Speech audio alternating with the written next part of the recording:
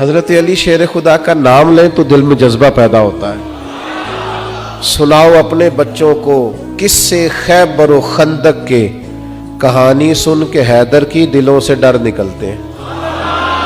میں کبھی کبھی سوچتا ہوں کہ اتنا بڑا آدمی عمر گزاری، بڑے دانا تھے، اپنی دانائی لوگوں کو علم سکھانے میں لگائی، اپنی دانائی انہوں نے مار کے فتح کرنے میں لگائی، اپنی دانائی، سمجھدار تھے، دانا تھے، اپنی دانائی انہوں نے مملکت اسلامیہ کو ترقی دینے میں لگائی. کمال ہے نا، کمال. بڑے دانا تھے، پیسے کمانے کے بھی سارے طریقے آتے تھے. ایک منٹ کے لیے اپنی دانائی اس کام پہ نہیں لگائی. جب امیر المومنین تھے تو کوفے کی جامع مسجد کے باہر اپنی زیرہ لے کے کھڑے ہو گئے، فرمانے لگے کوئی میری زیرہ خرید لے. اب نہ میری تامد اتنی پرانی ہو گئی ہے کہ پیوند لگنے کی بھی جگہ کوئی نہیں.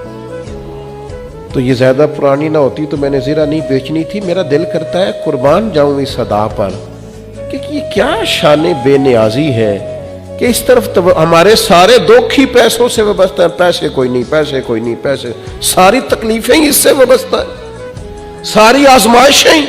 اور یہ وہ لوگ تھے جنہیں سارا ہنر آتا تھا، لیکن وہ ہنر انہوں نے رب رسول کو راضی کرنے میں لگایا.